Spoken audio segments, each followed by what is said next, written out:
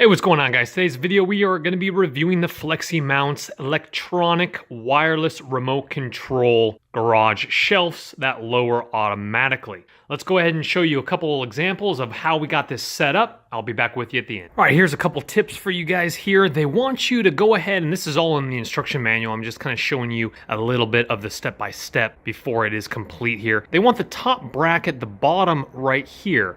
They're recommending 90 through 96 inches from your garage floor. So take a measuring tape and go from the garage floor up to the bottom of the top bracket.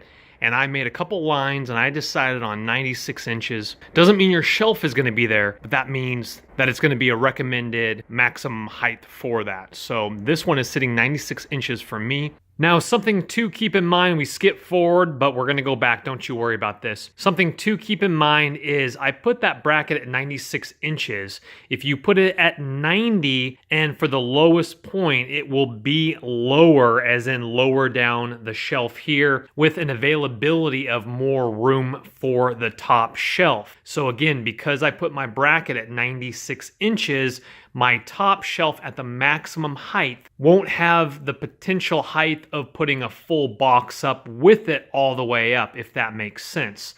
Obviously, you guys can do whatever you want, but I did want it a little bit higher up, so if it is on the lowest level, my car can still fit underneath here. Depends on your cars. That's just giving you an example of what it looks like for 96 inches, that top bracket. Those are carry-on suitcases with 22-gallon totes right here. All right, back to the video. All I'm using is a very simple step ladder, but obviously another ladder would be totally sufficient. Your drill holes are going to be 3/16 for your bolts. Everything is fantastic. They do provide a socket tube here for tightening the bolts, but obviously if you have a socket wrench, it's going to be a little bit easier. Directions are very simple to follow. I just have my drill, and I'll link all of this in the description box below, the tools I've been using, a couple little helper things. Now, one thing I do want to show you is we have ourselves a magnetic bracelet, but I'm using the magnets on it. If you do not have a stud finder, this is the easiest way to do it. So what you do is you just scan the wall,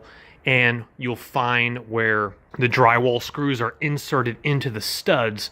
This is going to be the simplest way, so you don't have to go out and buy an expensive stud finder right here. So let me show you a quick example here. You're just going to scan the area where you want to put it up, and you keep scanning until you start to fill a pole. And as we can see right there, we have a pole. That means that you come on down to where your area is, and as you can see, I already have a magnet on the wall right there. So that's the easiest way with magnets to find where your studs are. I've already drilled 2 holes and tightened the top bracket up here, but the directions do say to use 4 bolts. So there is a top. Down here at the bottom, there is only 1 slot, but at the top, you have 2 slots. So I recommend putting 1 bolt in the top and then 1 bolt in the bottom in the same stud. I'm going to be doing that to that one up there as well. So I'm going to have 4 bolts up top, 2 bolts on the bottom. If I can find a 3rd stud, I don't think I'm going to be able to. I will go ahead and use 3, but I do have 1 stud right here, and I have 1 stud right here for the bottom bracket. Alrighty, we're looking absolutely fantastic. It is now up on the wall.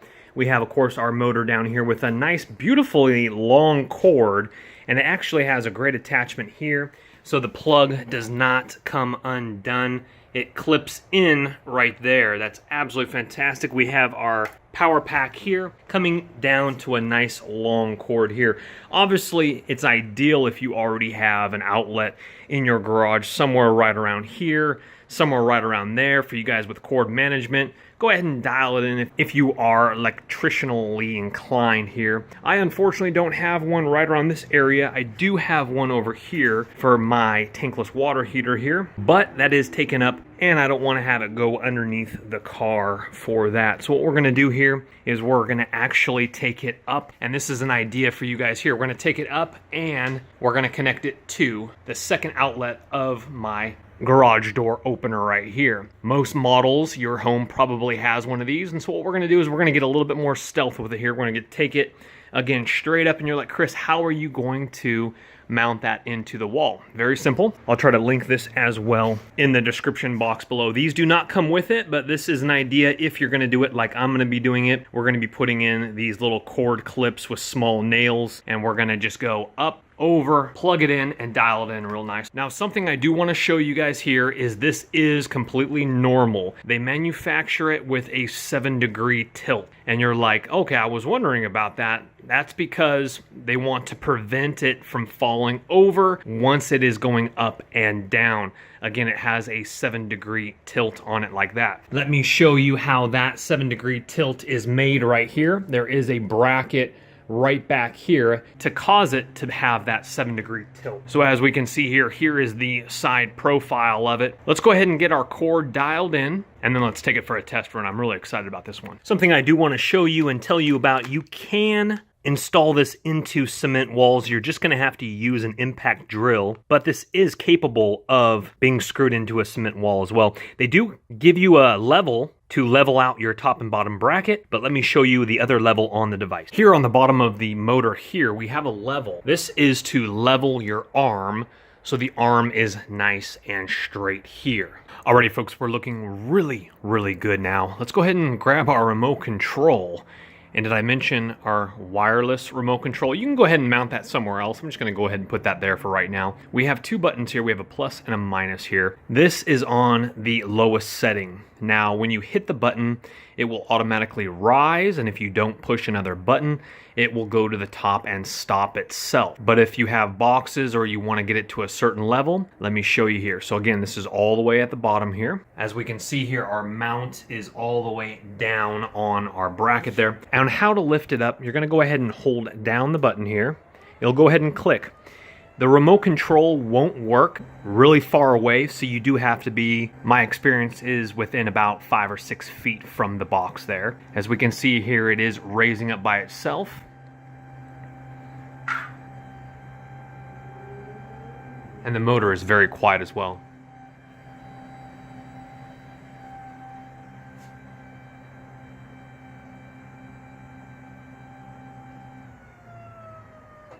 And then it slows down and stops by itself, as we just saw right there. So that is at the highest point right there, but obviously you probably want to stack some boxes up there. We do have our cord modification in the wall here. I have it going up the wall. That box is not preventing any bracket interference there, going all the way up here across the garage and then to our outlet right there. It also does have wheels on the back of this here. For some oddball reason, if there was interference with the wall, it would ride up the wall to prevent scratching, which is very nice. It's on every single in there, in there, in there, and there's two up there and up there as well. And my remote control, I'm going to go ahead and put it there for right now, but I can reach that, not a problem at all. You can go ahead and mount that somewhere else if you want to there. Okay, here's another example here. Let's say it's lowering here, but you are to the desired length that you want. Then you go ahead and hit plus. Again, if you are lowering it, we're going to go ahead and hit it one time, and then you hit plus, and it stops at that desired length. Okay, let's go ahead and click positive, which is obviously raise. And then let's just try it for kicks and giggles. Okay, so it doesn't matter what button you push. If you hit the lower one, and then you hit it again, then it will stop, as we just saw right there. Now, let's say for some oddball reason your battery runs out right here, you lose your remote control. You're like, Chris, how can we lift it if we don't have the remote control? Very simple here. Here is your touch buttons here.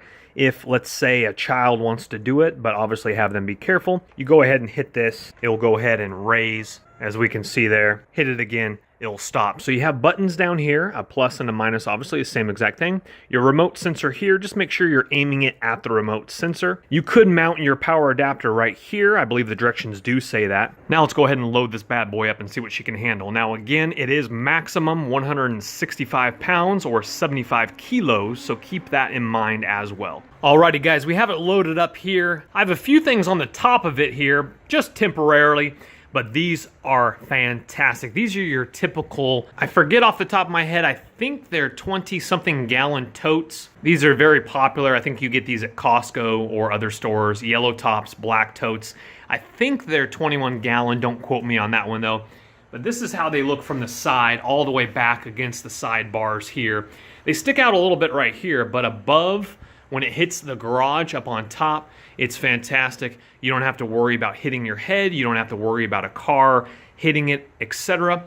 And before I forget, this is actually by the same company right here. They manufacture garage racks as well. I love it. Absolutely love it. The company makes wonderful products. This is absolutely fantastic. We got some luggage sets up there. We have my surfboard down here. Now the company actually does sell accessory hooks for this rack, for bicycles, for surfboards. I just have some bungee hooks hooked up, but they do sell accessory hooks for surfboards, stand-up paddle boards, etc. All right, let's go ahead and hit our remote control right there. Again, the sensor is directly right there. And we raise up with the surfboard, and the suitcase is right on top, going all the way up to the top. Surfboard is now lifted off the ground in the case, going slowly but straight up without any issues. Luggage sets are at the top of the garage with no issues. And we are looking absolutely fantastic, ladies and gentlemen. So this right here is the finished product. Suitcases are wonderful. Totes are doing extremely beautiful up there. Surfboard is looking great. That's an absolutely phenomenal organization product right there. I really like how I'm getting the surfboard off the ground as well. Instead of having just right here, you might kick it or whatever, or standing up against like my other ones. I'm gonna try to hook those up as well. Get some more accessory hooks for this rack. Thank you guys so much for watching the video. Hopefully it has helped you make an informed decision about purchasing the rack. And if you want to find out more information about it, again, look in the description box below where you can read more reviews about it. Pick one up yourself. So smash that thumbs up button if it has helped you, and subscribe to the channel because I got a lot more videos in the books for you guys. Thank you so much for watching. And again, if you're interested in their racks, I already have how to hang this up in your garage, how to assemble it, and my review video about the garage rack, which I do love. Again, look for those links in the description box below. You guys have a great day. We'll see you on the next one. Take care for now.